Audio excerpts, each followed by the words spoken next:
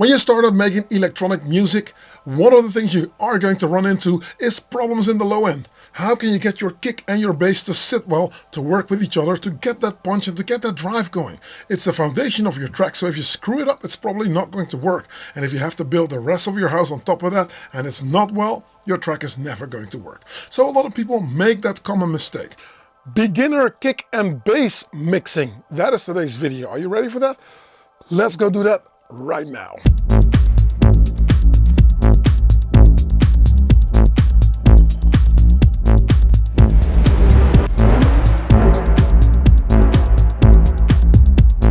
Hey, what's up? I'm Mental Kitchen and thank you for checking out yet another video. Now, if this is your first time here, don't hesitate to click subscribe and hit that notification bell.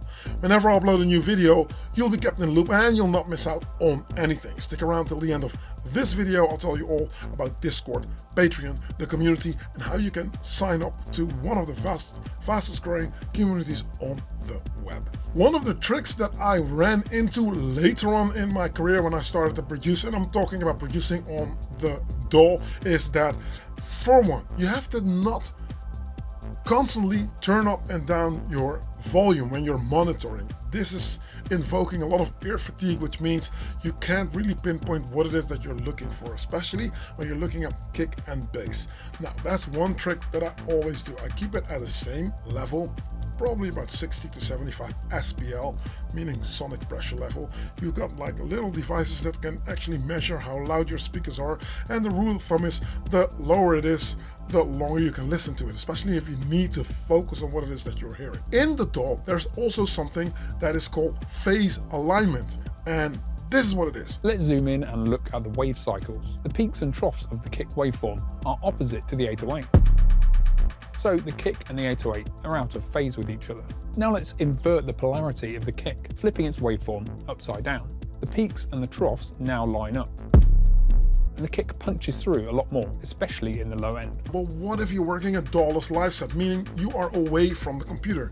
How can you determine if your kick and your bass are going to work out well? Now, here's a few tricks that I do think that work. One thing to take into consideration when listening for sound is to find out what the fundamental is. The fundamental in the frequency range is always going to be the loudest part of the sound, and there are going to be harmonics that make up the rest of the frequency.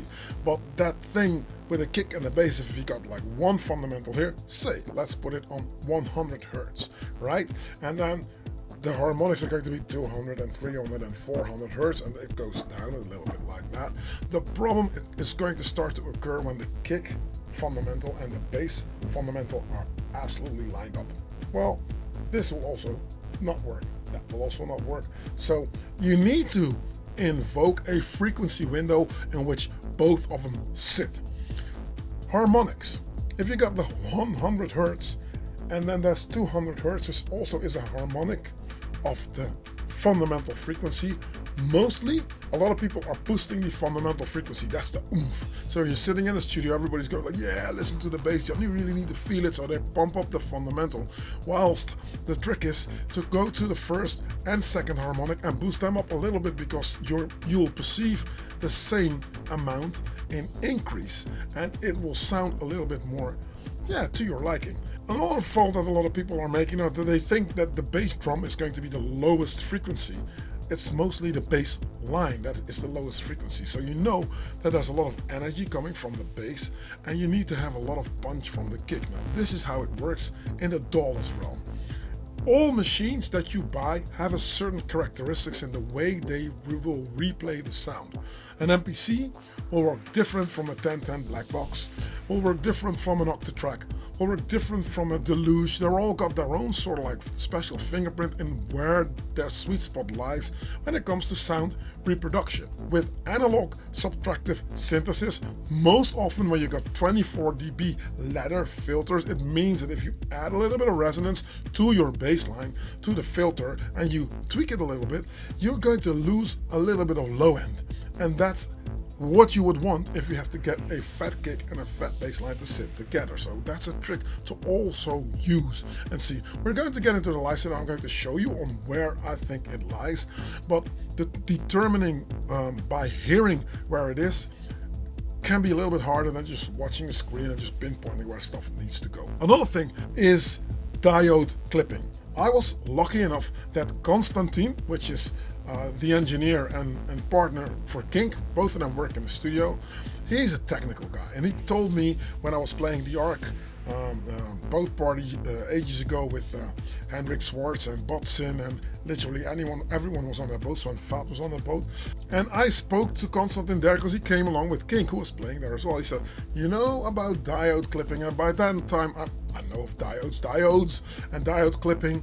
It comes out of the pedal world. So guitar pedals, especially distortion pedals, and you've got three kinds. Yeah, you've got overdrive, fuzz, and you've got distortion. And in certain ways, different diodes have different characteristics. They're made up of different materials. So you've got Zener diodes, you've got silicon diodes, there's LED diodes. There are so many different characters, and they all do something different with the sound. Now, I've got one embedded on my Minitar because my Minitar is got so much low end. It's just ridiculous how it behaves in terms of whatever is in the box. And in the beginning, it took me ages to get used to this thing because I could not just get it out of the box and get it to work. Now, I boast and brag about I don't use EQ and I don't use any compression, which is true. I won't, but you can debate that all EQs are filters. That's the truth. All EQs are filters in a sense. So if I'm using filters on my machines, it's essentially pinpointing which part of the sound I want you to hear. And of course, we all love electronic music, so when we filter it down and it comes up in the break and there's a lot of white noise going, you'll understand like, wow. But essentially, I'm letting you hear more or less of a certain sound. My thing with the DAWLESS set is my kick drum is set in stone. I will look for a kick that's got transients enough. Talking about there's a little bit more low end on the low end side, there's a little bit more mid-range, and maybe the transient or the fundamental, the harmonics, are also a little bit more audible on the top end side. This is what I try to find in sample packs or in the computer or whatever. I can hear a kick and go like, wow. If you know sound systems, any kick on a Function 1 sound system, so not too mid-rangey, not too plucky, not too much the letter T. I would go for the letter D in terms of its initial attack transient. If I got that thud, and if not, another trick that I do, if you got speakers that allow you to, if you can place your thumb on the rim of the woofer, you will feel the pronunciation, articulation, or transients on your thumb. And if you don't play the sound too loud, you can actually feel how the bass and the kick are going to relate. And what you would like to hear or feel is a constant thud of the sound. Bum, bum, bum, bum. That needs to be everywhere. And if you can distinguish that from the bass sound, then you can play around with the filter or the reso even. And if it starts to muddy up the bass where it's not so clear that you can feel all the initial transients on your finger clearly, it means the bass is eating too much away from the kick drum. And that's how I set that up now. Another thing I'd like to say is gear selection. So you have to also, when you buy something, not really only rely on the manual. You'll buy in a machine, but listen to what it is that it's doing. In the beginning, where I had my Electron Octatrack and I had to sit it next to the MPC, I had to figure out that both of them had a different way of handling sound, which is crazy, you know. But if you look at it as band members, you can understand that different band members are in the band to do different tasks.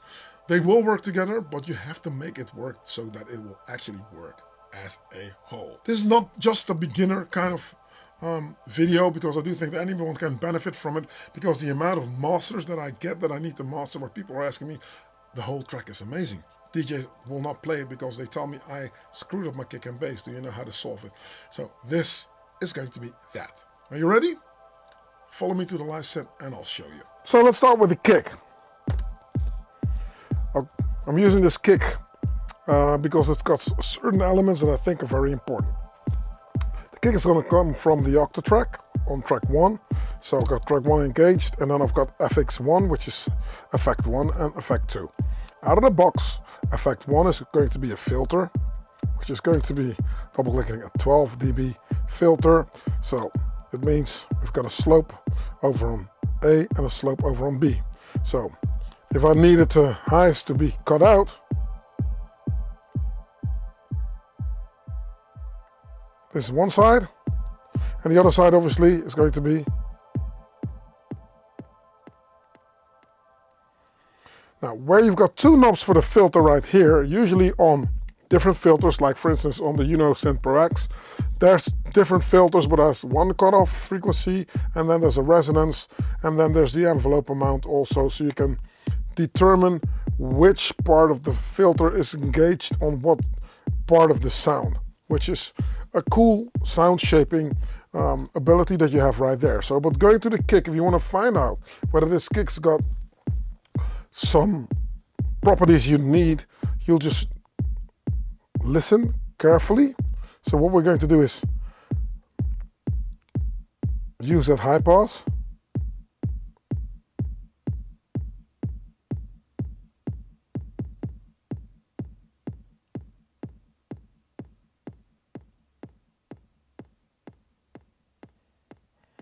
And it takes a while for the amplitude goes away, right? So this is the full low. Usually this much low would be enough. I'm on 37 out of 127. So the range goes from 0 to 127. This will be 127, and all you hear is a little ticky. So listen, if I'm going to come all the way from 127 down, listen to what happens to the kick. And I'm going to stop at 36, 37. And if I do this gradually, you'll go like, wow, there's enough low there, especially if you're listening to this on decent speakers or decent headphones. You'll hear it. Lows coming, 45, 44, 43. Here you go, I'm on 33. This is how much low I would probably stick on my record if I was to produce this thing in a DAW. For my live act though, this is where I want it to be even. So I'm going to add extra low end to this kick because of what I've just explained to you. You don't know how these waveforms are aligned when you play a bass to it. So what you would like is to introduce more transients on your sound so that it depends on what is happening. It depends on the room, it depends on the sound system, it depends on the delays of where you're standing, it depends on how loud the sound is, it depends on the dynamics of the room. So that's why you don't really hear, in a live environment, you don't really hear how this frequency related stuff is going to work when you talk about bass and the kick playing together. Now, I've got the kick sitting here, as you can hear. Let's go up to 33, 32, 33, yeah. And see if we can do something with the bass line. The bass line is going to come from the MPC, or no, the bass line is going to get triggered. It's triggering the Synth Pro X, right?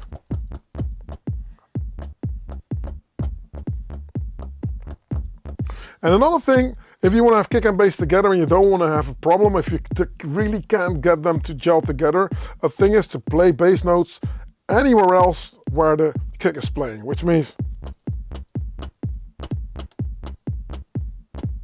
that's never going to hit the bass drum, so then you get to add a little bit more low end on your bass sound. But if you are playing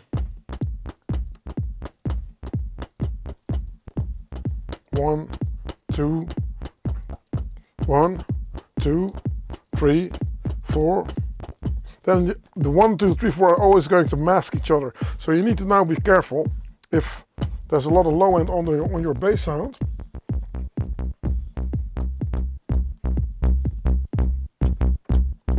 I'm going to exaggerate a little bit so that you get a lot of bass. See, we can shape it with the filters so we can get them out of the way, right? Let's record something.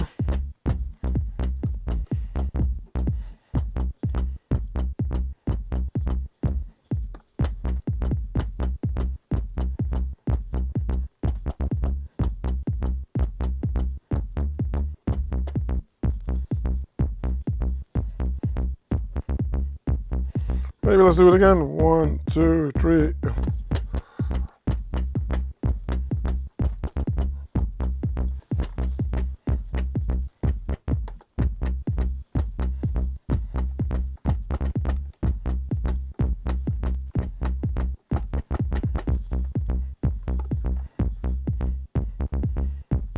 Now you can hear a little bit that the first note, 1, is always going to eat away from the kick drum, which is why I add a lot more low end to the kick drum. So if I'm going to add low end to the kick drum now, you see here that it's still masking, but not as much. So more low end on the kick. So what is happening now is that, of course, there's a little bit of a seesaw thing going on with the frequencies, but not to the point that it's hurting your feelings too much. And this on a loud sound system would work. So you can see that little extra oomph that I had coming from 0 to. And here I can tell them apart a little bit more. So what you would want is to cross it over. And there's no scopes that I'm using right here, so it needs to all be done by ear. Bass in. Now let's shape the bass sound, right? I mean, this is just a basic sound. That was filtered down a little bit. I will gain stage it a little bit. I'm just going to use the volume knob here.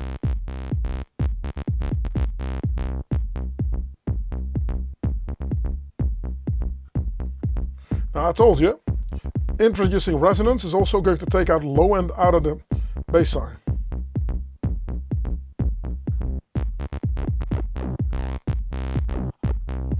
And this filter works slightly different. So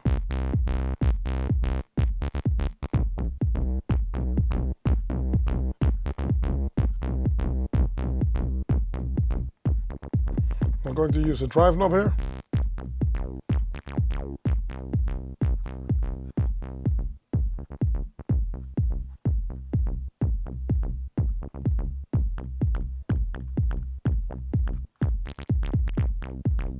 Yeah, you see?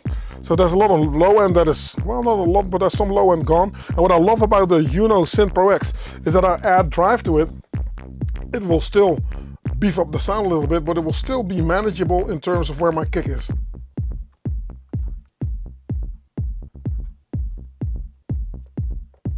So the first one is falling away because the kick is eating it up, right? Let's see if this philosophy works if I'm also going to take out that low end on the kick again. See what I mean? This would be a DAW production. So this one is on 30 or 33, as I said, and then the bass line is moderate, I would say, moderately spaced.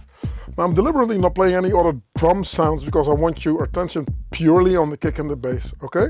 Now, this is cool and will sound well on Beatport, but obviously when we're playing live, we would love our sound to be a little bit thicker, right? That's, I mean, why would we be playing analog sources anyway?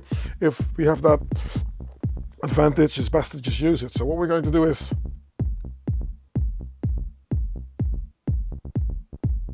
another trick also is psychoacoustics, which means is sometimes you can tell the brain that something is playing while it really is not playing. Now listen to the bass sound. I've got my kick back on 33, the bass of the high pass. If I'm going to lower the bass drum, it's going to feel as if the bass line is getting more bass. Listen to this.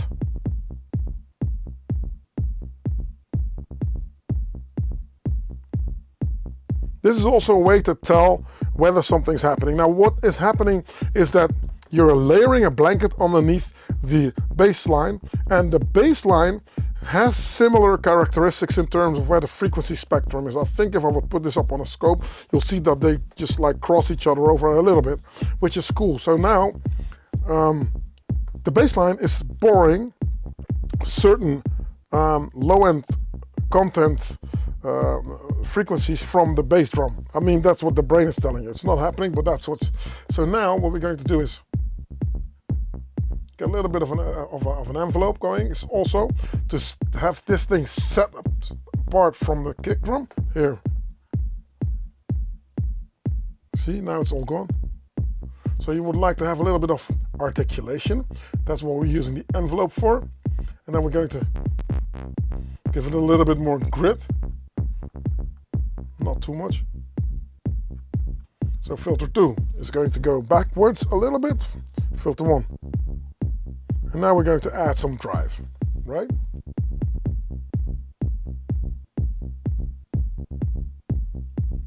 Yeah, what's not to like here, right? Now, I don't know if you know compressors, if you can you get a compressed sound in your mind, but this sounds a bit like a compressed sort of like sound, a naturally compressed sort of sound because of the values that both of these ingredients have. Now, this is my A category sound, because if I do this in a club, it's so rich in sound that every speaker loves what's being played right now, and for some reason people just keep dancing on it. They just, there's nothing that tells them like, oh no, run to the bar and try something else, because it's just rich in the way it sounds. And of course, another thing is you have to figure out what key you need to be in. If you don't know keys, well, you just transpose the sound. Let's transpose the bass drum and see how the higher we get in pitch, the less low end we're going to have, which is a no-brainer obviously, because we are shifting up the frequency spectrum if we're taking out low end. Now you can hear all the kicks clearly. Let's overdo it. I'm going to envelope it a little bit. Let's make it a little longer. So we got low end content over the whole duration of any note that's being played. Now I'm going to go down. This is a trick also. So to get your bass line out of the kick, go up considerably. I went up by how many semitones? Lemmy, Brian, Daniel? Exactly, by 7. Now let's go down. 5 semitones. 4, 3,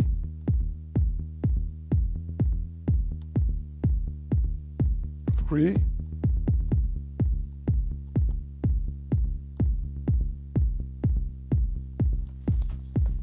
lowering the filter.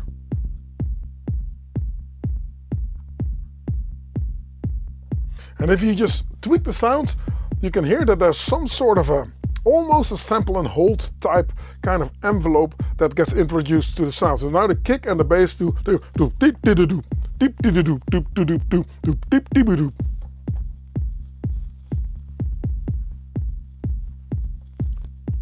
And that's what I love. That's how I'm shaping and masking the sound. If other sounds or other things in the rhythm are starting to occur, then I know that I'm in a ballpark where I'm pretty okay. I can still hear all my kicks. Now see if we can, if that thing will still happen if I'm taking out low end from the kick drum. And the that I was talking about is the attack of the kick and the attack of the sound. I'm going to exaggerate it in a second so you'll hear what happens there. See? And also when I go back to 33, it's gone. So you're going to miss a little bit of that analog character. Going to envelope it up a little bit more.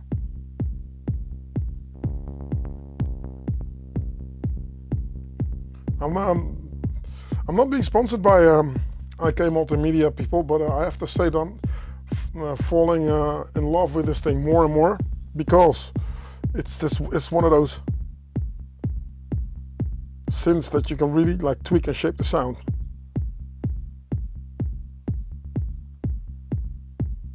Okay. Now that it's on 33, I can get that tick thing back, but then I have to just like look at my envelopes. And this is cool, but at the same time, it means you sparse up your sound. I would go this route if you're going to add more bass sounds or add more sounds to your production, which probably is going to happen. See?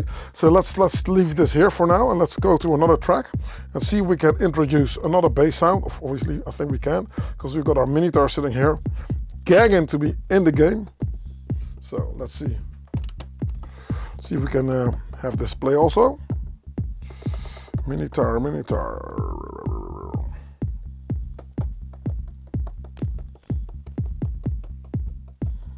Sounds like it's there, but it doesn't play. Of course, because it's on channel 10.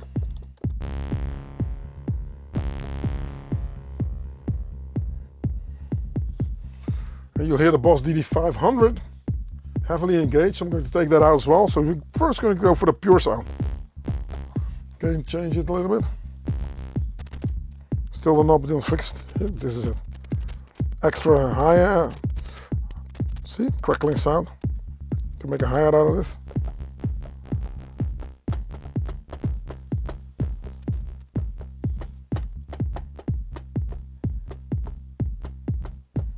So you can have this as a layer, as the bottom layer, and use this as the top layer.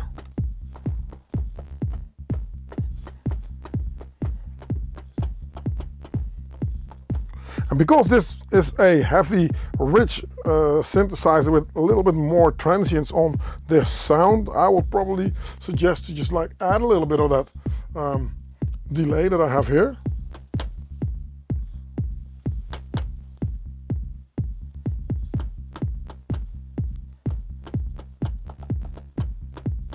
So now you can add a little bit more groove. Bam, bam, bam, bam. Bam, bam, bam, bam, bam, bam, bam, bam, bam, bam, bam. Bam, bam, bam, bam, bam, bam.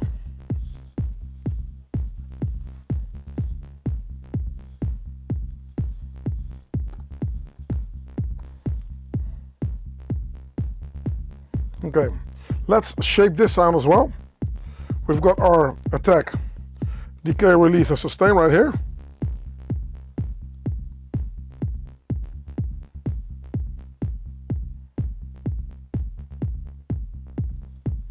Now, envelope amount is a very important part here. Let's turn this one up, otherwise you don't hear it.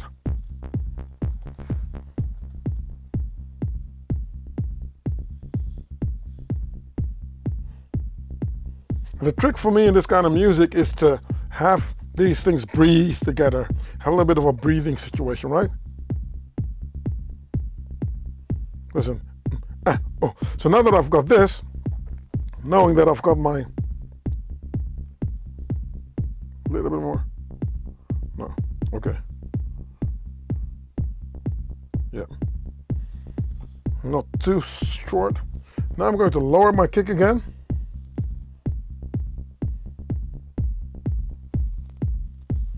And now I'm going to see if I can add a little bit more of this envelope.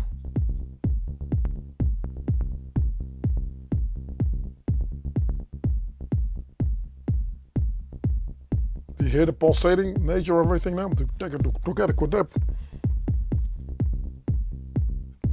Shorten the envelope a little bit.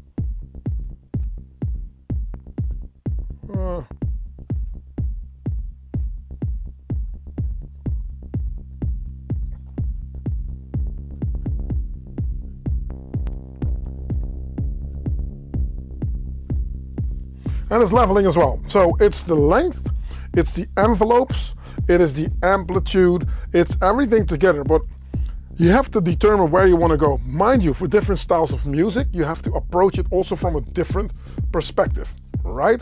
When it's going to be dance music, obviously, for me, my kick is a very important thing. I need my kick to be very dominant. It needs to be there.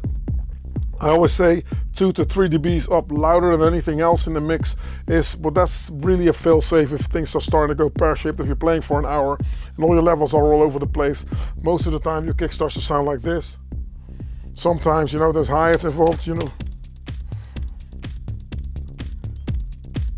You hear the difference?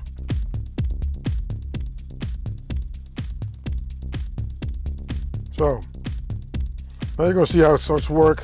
Kick in. Can you hear everything very clearly now? Do you hear the kick? I mean, do you hear the bass lines as well?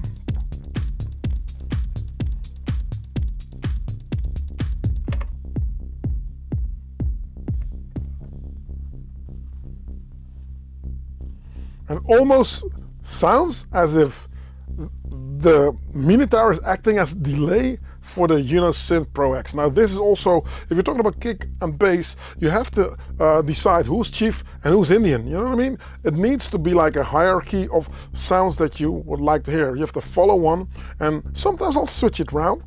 If I was to say like, okay, now I want this to be the dominant sound.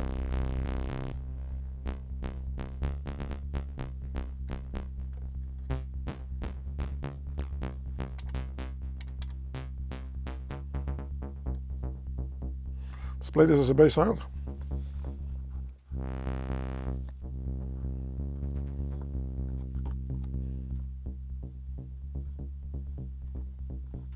Let's get out of that page before I start tweaking stuff that I'm not supposed to tweak.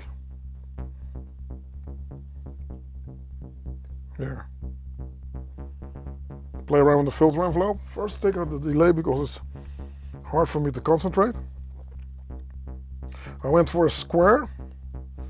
There's a saw on the first oscillator, and then there's a square on the second oscillator.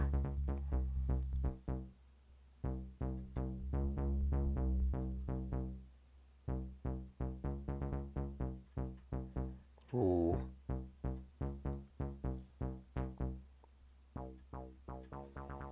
This is exactly, did you hear that?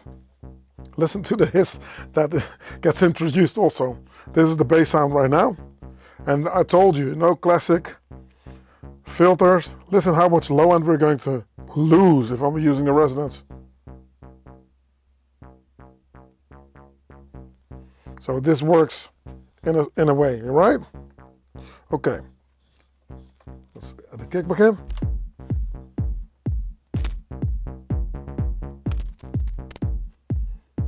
Remind me to fix the knob on the Minitar.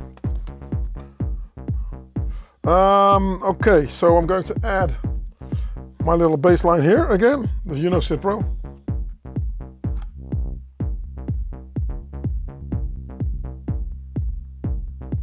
Now the trick is, I've got one that plays a very sparse melody here, right? Bum bum.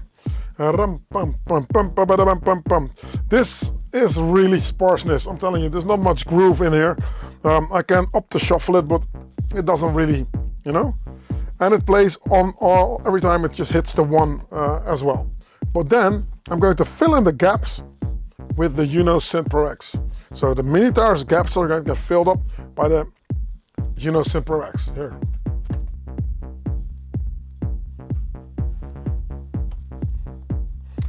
And I'm going to morph them into each other a little bit more, which means envelope generation here. I think the filter is cool where it is. Pretty much about 320 Hertz. And everything in moderation, people. Moderation. You're a CIA operative, you know? Whatever you do needs to be done in a way that nobody notices what you're doing. Woo! Suspense. And yeah, you can debate, okay, what's happening, blah, blah, blah, blah, but believe me, if this plays in a club, you know, all right, party time. Let's go.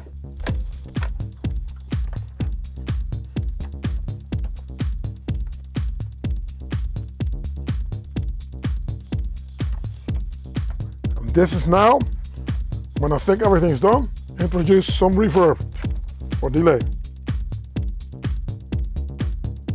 Not too much, because if you get past a certain point, it's going to add the same low-end notes into what you already have, but then on a different measure, which means you're going to be left with a lot of swamped out sounds.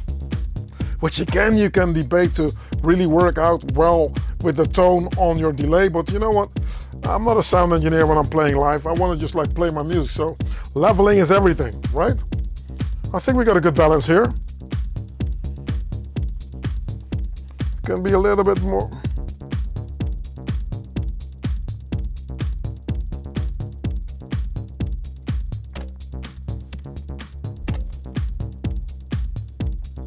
Yeah.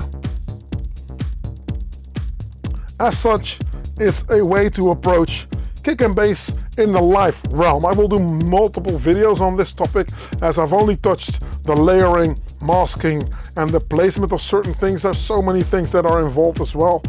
Note placement can be a very strong addition to what it is that we're trying to do. Leave a comment in the section below, people. All right, let's go. So yes, that is how I work it. That's the way I determine whether something is going to work, yes or no. It's not entirely 100% fair, because I do have a lot of experience playing in the club, so I know how certain things need to sound.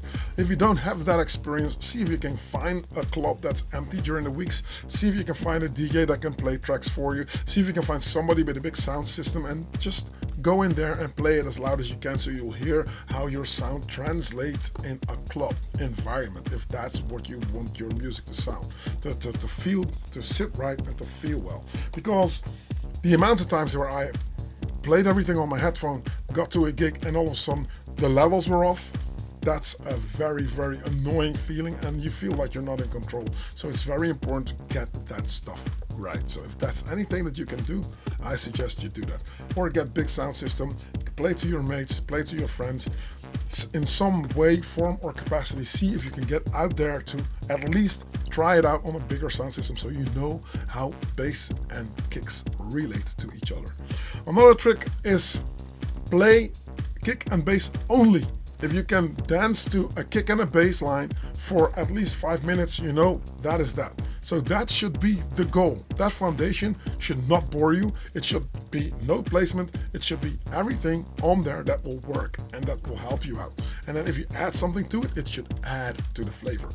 But in a way, it should not even be necessary or needed to place anything else in there. That's how strong your kick-bass relation, melodies that you play with your bass, kick programming, the way it sits in the speaker, in the woofer. That's how it should. That's how the way I should look at it.